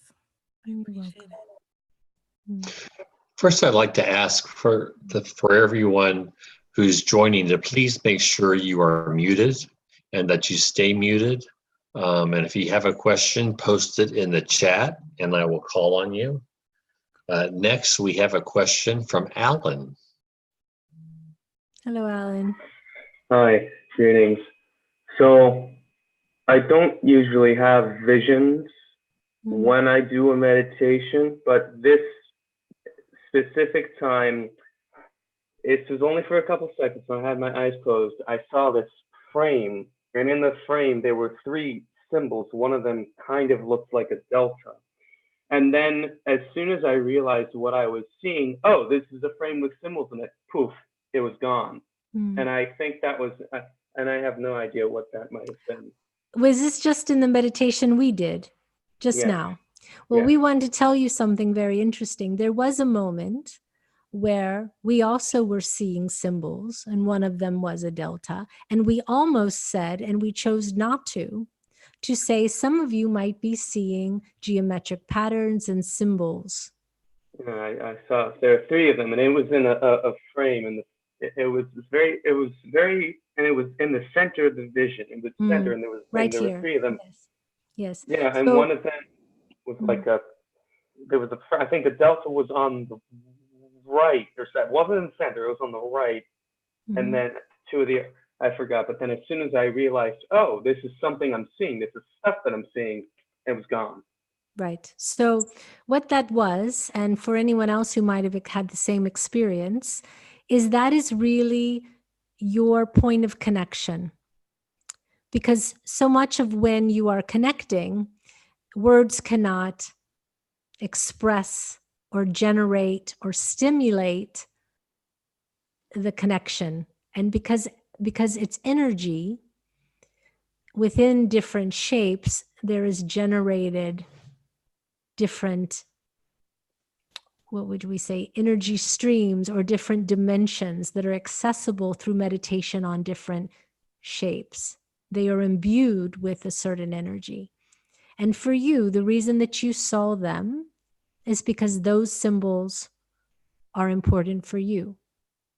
So the next time you meditate, either draw them out so that you can stare at them and remember them, and use them like an energetic phone number to connect. That's what it is. It's sort of an energetic phone number that is particular to you. And each person's might be different. You might find people that have the same, but it's an energetic way for you to connect. And you were given that information for your own knowing. So it's very good. Okay, thank you. You're welcome. Next, we have a question from Pete Andrew. Yes. Hello. Hello. Greetings, Theo. It's been a while since I It's connected. Theos. But Theos. It's nice A to group, speak with you. loving groups of Theos. I've been, would like to make a statement and question. Okay. Pardon. It's just that ever since there's points that I left the Hucolo and the people, the group people, and left it all behind, and I had that during these experiences. I had these changes in my life due to I was following a certain group of people that said that they had something that was vital to ascension. And what they did is that they do this special meditation, and this type of meditation allows them to be able to connect to other light beings in a certain way. I would say light forces in a way. And I, as I was, and during those, as I went on with this meditation for a while, there were things that were happening that were not of the light. Basically, they were very dark, and they were trying to harm, do battle with me, and in a sense, not to be negative, but basically trying to get into my thoughts and tell me stuff that wasn't not right in a sense. And as you might be aware of stuff that goes on here on this plane, I was wondering on how can I work with this. There's, in a sense, basically there's things that are not of the being that has me to co-create or manifest it out externally or even at a subconscious level. So there's basically stuff happening that are not right in a sense. Basically, it's like somebody forcing you to do something that you're not supposed to do, and there's points where these things from an external end try to attack, or in a sense, like a computer, they say assimilate type of thing. Assimilate. So my question is that how can I get help, or not, or can I ask for help from your end to check to see what this is? And well, we don't have any control over your energy. First, we will say that. Yes. You have the control over your energy. Mm-hmm. And this would not be coming to you unless it was for you to conquer. but it's not conquering in the way of fighting. It's conquering in the way of choosing to move more into your own power. Remember what Karen was talking about of things being love and not love, things being there to only distract you from remembering who you are. That's exactly this, but in a differently, more possibly extreme way. She did speak about things can go really, really in another direction. We would encourage you to stop this meditation or this play of what you're doing with that group, because it's not manifesting in a way that is positive for you. And we would encourage you, though, however, to make your own declarations of sovereignty. You are not being controlled. If you choose to listen to these things or these energies, you're doing it by your choice. You are not out of control here. We would like to remind you that you are truly in control. And what we know from you is that you are constantly asking other people into your energy and into your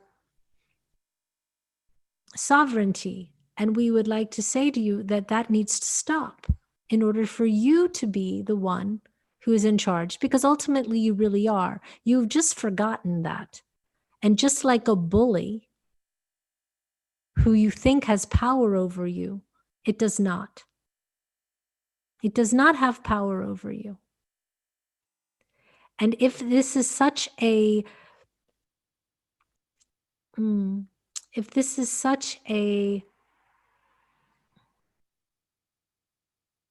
energy that has really this sort of negative connotation, the thing you have to really do is you have to stand and deny it. Call in other energies like archangels, but don't start coming to people whose energy is probably more messed up already.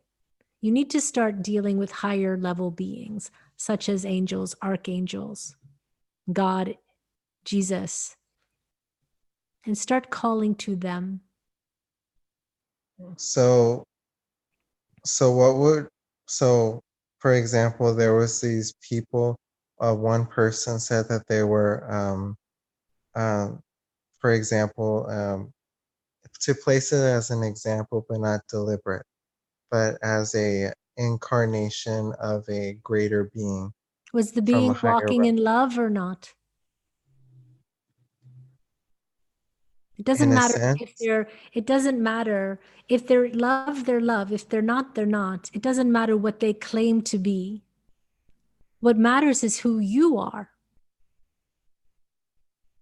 What matters is who you are.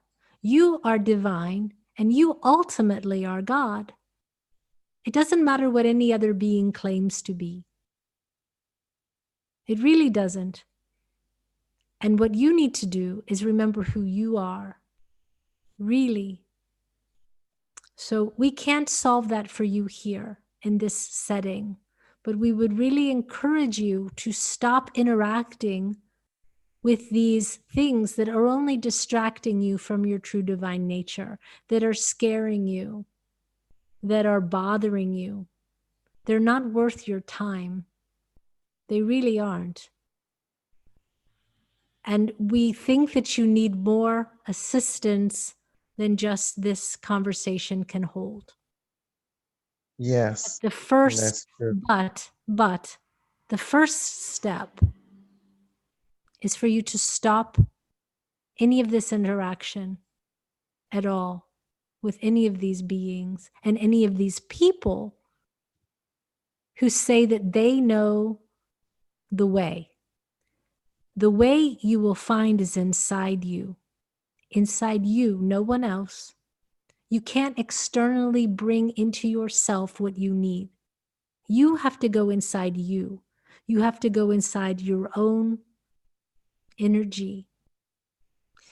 We would encourage you to put energetic protection around yourself. Again, calling to archangels if those are beings that you know and feel comfortable with. But really stop the playing.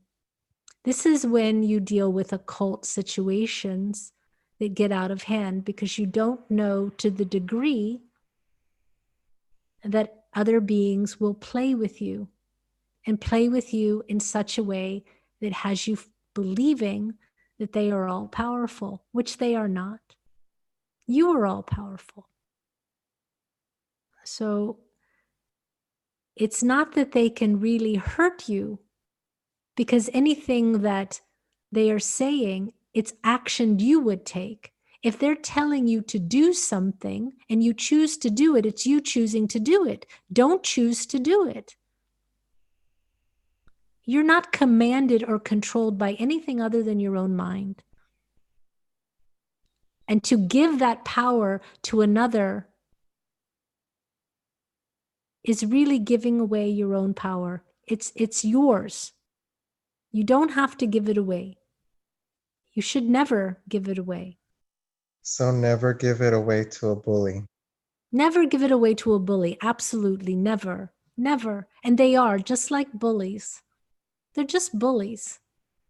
And they think it's hilarious to play in that way because it keeps you from remembering who you are. And it puts you deeper and deeper into a spiral of forgetfulness. And that is not you. You are divine and you are love and your light is bright, Peter. Really. And so you have to start swinging to the other side of the pendulum of that.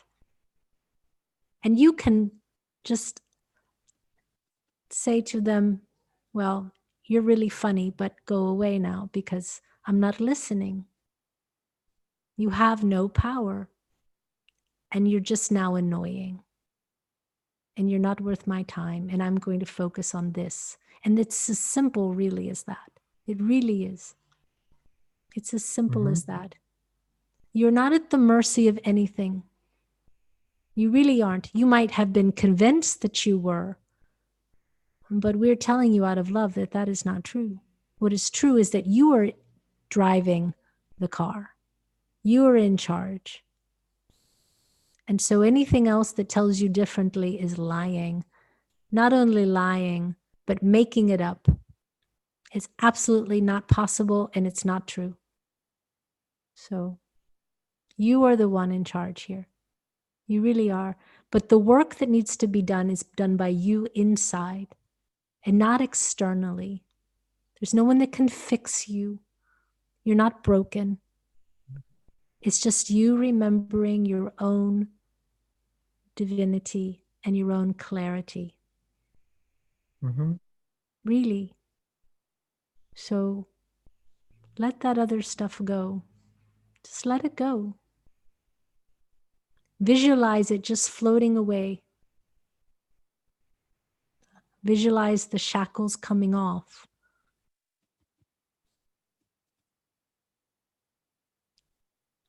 And if it starts to complain, well, too bad. To let it complain. Let it complain. It's like a petulant child who wants what it wants. Well, too bad. Too bad. Yeah. Annoying. Yeah. You're in charge. You're divine. I want you to visualize yourself in light. That you are walking around in the brightest light. And the light is like a shield. And nothing penetrates it other than more beautiful light and more beautiful love. And everything else can only get so close. And it can shout at you and say whatever it wants. But eventually, you don't even have to listen. It will wear itself out. Because you're not going to play anymore. Everything is play. Whatever we choose to play with, we can play with. But don't play with it. Karen had an experience where she got to see demons. And she saw them, and they were off in the distance, and she looked at them, and she knew they were real. but she didn't play with them. And she acknowledged, oh, yes, okay, you're real, but I'm not going to play with you. And so they went about their business, really. That was the experience. She knew that it was important for her to understand that this was all real. Everything is real. All of it is real. But we choose as divine beings what we want to put our attention on. And this is not worth your time to put your attention in this. If anything, your attention can be just on you. What do you want for your life? What do you want to be? What do you want to do? This is all distraction to keep you from remembering yourself. And it's not because you're going to go be some superhero in the world, but it's because you're going to be able to have a blissful life and be in joy and not distracted by noise that is really not worth your time. The longer you don't remember, the less bliss you get to experience. And your divine nature is bliss and love and joy. So get back to that and let this stuff shout and do whatever it's going to do. But don't play. You can say, I'm not playing. Karen had a dream once where she was being chased by a monster. And in the middle of the dream, she decided she wasn't going to run anymore. And the monster just was like, huh? What? What? You're not running? What? You're not doing it? She said, I'm not going to run. And the monster kind of dropped its head and sulked and went away and came back again to see if it could scare her. And she just said, nope, still not running. And then it went away. It's the same with these energies, really. There's a word that she uses. She calls them 𝗪𝗡𝗧𝗡𝗧, like little ankle biters that have nothing to do, nothing else to do. And when your energy is high in love, you float so high above them, they can't even get to you. They can be shouting at you, but you're so high in beautiful love energy, you won't even hear them. So your job now is not to fight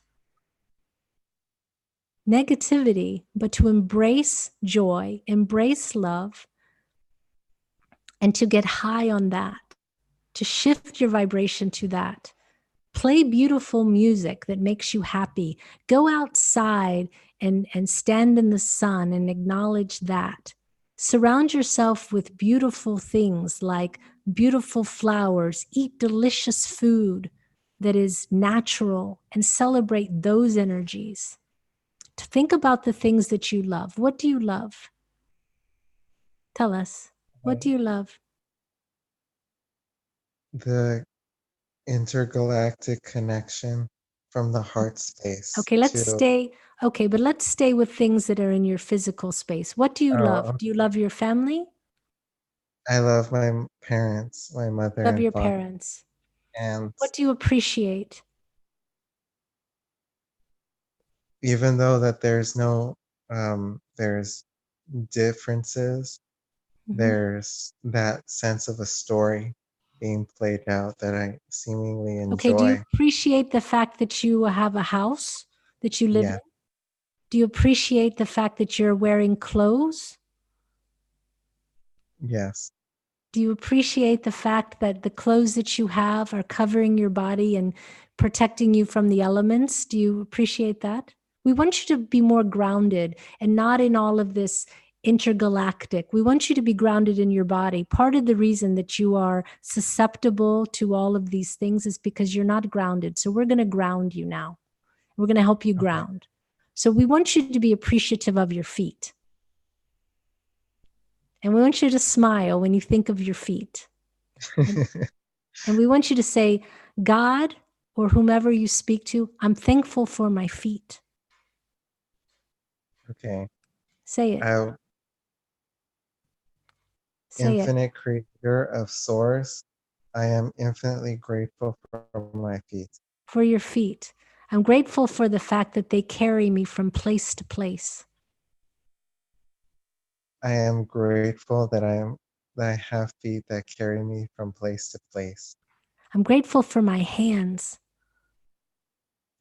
I'm grateful for my hands. I'm grateful for the things that I touch, that I can feel them and that I can sense them, and that all of the things in my body are working together to bring me the sensation of what I'm experiencing. I'm thankful for that. I can Yes. get that one. I'm It grateful doesn't for matter. my It doesn't arm. have to be word for word. Okay. But we Okay. want you to we want you to practice. We want you to practice appreciation of what is in your life. We want you to be thankful for the food that you eat. We want you to be thankful for the water that covers you as you take a bath or a shower.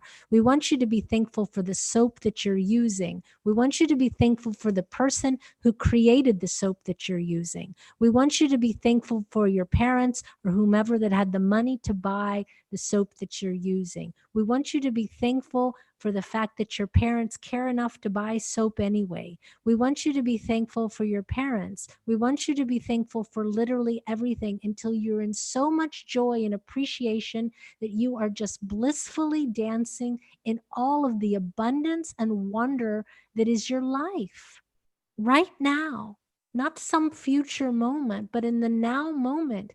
I'm thankful for the sun that is shining upon me, that is giving me light so that I can see when I walk outside. I'm thankful for my comfortable bed that surrounds me so that I can have a wonderful sleep. I'm thankful for this opportunity to be thankful. I'm thankful for the fact that I'm smiling, whereas a moment ago I was in fear. I'm thankful for this now moment that I can appreciate in any moment and stay here now.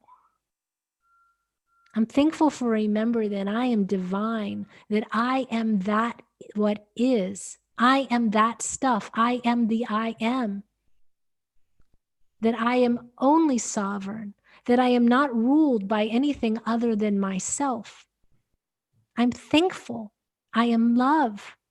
I am love. I am bliss and I am joy and I am magic. I am love. If you can say those things to yourself, there is nothing that can ever distract you from you.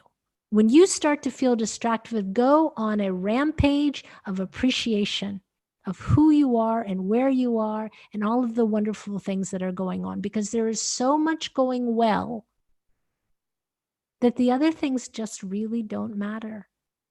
And if they're distracting you from who you are, it's only because you're choosing to play with them. Don't play with them. Don't run from them. Don't run. There's nothing to run from.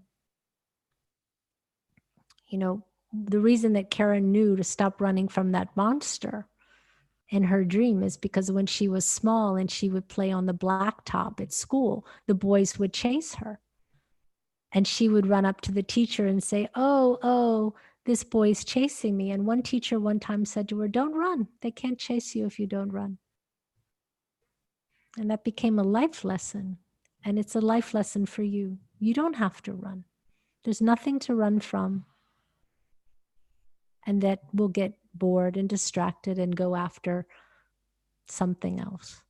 So that is how you overcome this. You stand in your appreciation of this now moment, and you remember that you are love. Tell yourself, I am love. I am love. I am joy. I am bliss. All of the cells and the memories and the history of the universe has manifested in me so that I can have another wonderful experience. You don't know your value yet, but we want you to experience it, and you experience it by your own being in the moment. And do it, and if you can, take your shoes off and go stand in the dirt and thank Mother Earth for all that she's bringing. Hug a tree. It's really that simple. You are the one that will solve this situation, really. And it's by your own effort, not by anybody else, but by your own effort. And we are happy to assist you, but we really want you to participate in this because it's your challenge. If it wasn't something that you could overcome, you would not have the challenge. And in overcoming this, You will learn so much. So welcome this opportunity to take charge of your life, of yourself, and of your thoughts, because then you are limitless. All of these other things are trying to limit you, but you are limitless. You're without limit. You have no limit. That's what we're trying to say. So please remember. Remember. Okay. It Okay. seems like we are now out of time. Actually, we're a bit over. Mm. Theos, I want to thank you that we are all grateful that you came. We're always interested in the things that you have to say. Well, thank you. And blessings to you. Much love to you. Blessings to you.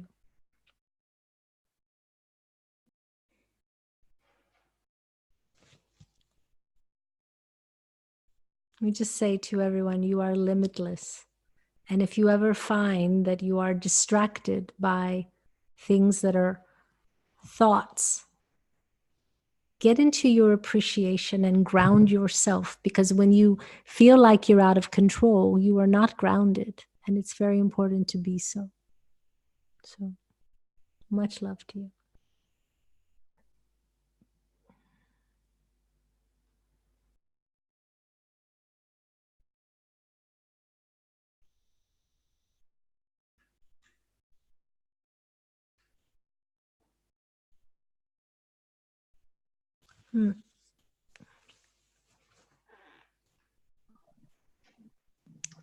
So you're back. How do you feel? I feel like I wasn't coming back. I was having the best time. I thought about just kept going because you were going and going, and we had a couple of questions. You could have asked if that was, they probably would have kept going. You could have just asked if they wanted to keep going. Okay, sorry. That's okay. That's all right. It means it was probably not meant to be now, but that's okay. So do we want to do some closing blessings? Don, would you like to do one? Reinhardt's raising his hand. Deb had to go. How about Yana? I'll abstain, but you can let Ruth wants to do one. Oh, Ruth, Safira? Okay. Don, why don't you go ahead? I like to make a prayerful blessing. Cool. Okay. Okay. Go ahead.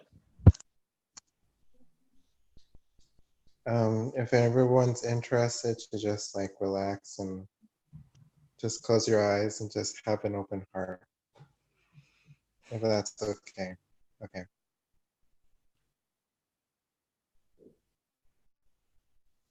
Thank you to the infinite creator and to all of creation that's been created to help assist and help us to ascend, and yet to also enjoy and have personal experiences within ourselves, internally to externally. Thank you for the love that's been appreciated here, but also in the appreciation in everyday life, whether it is seen or not. Thank you for the much love and honesty that we all create and manifest. In so doing, that we are all of the one, of unconditional love and light and in unity. Thank you very much for helping us to ascend and be in this now moment that we are all currently in, that has been orchestrated and helped us to remind us that we are who we are, of unconditional love and light. Thank you very much. In full joy and honest and in full sovereignty, for we are of unconditional love and light. Thank you. Thank you. Thank you. Thank you. And so it is. So it is. Great, thank you for that. Don, would you like to go next? Well, I was going to let 𝗖𝗢𝗡 go ahead. Okay. 𝗖𝗢𝗡? I was going to simply say, the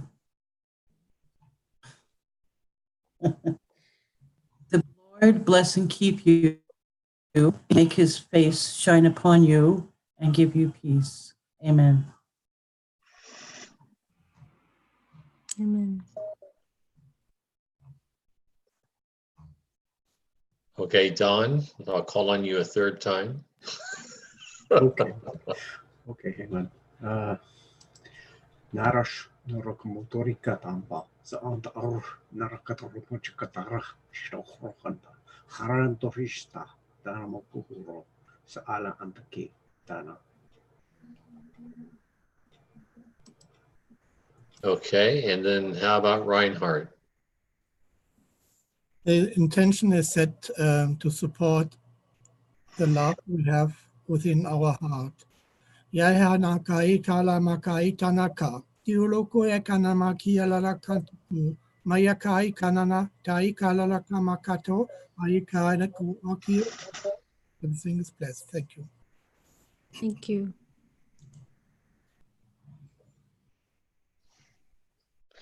And I guess that's it in closing.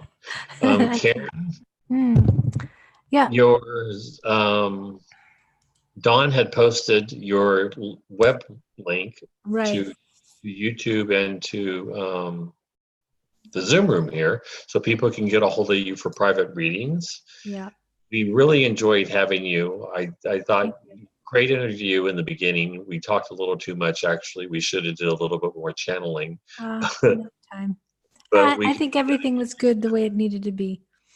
It's nice to have a conversation sometimes, to have, I like, we've done it before, but I like having group conversations of where people are sharing their experiences and relating in that way. I think it's important to do that as well, you know, so. Well, you gave a great interview. Thank you very much. Well, thank you for being a great interviewer. Oh, thank you. Okay. I'll go ahead and we'll disconnect from YouTube. Much love to everyone. Please sure to like and subscribe. And next week, Everybody. Jim, Much love. Jim will be back next week. So. Okay, Jim Charles will be back next week. Jim Charles. See you then. Same bad time, same bad channel. So.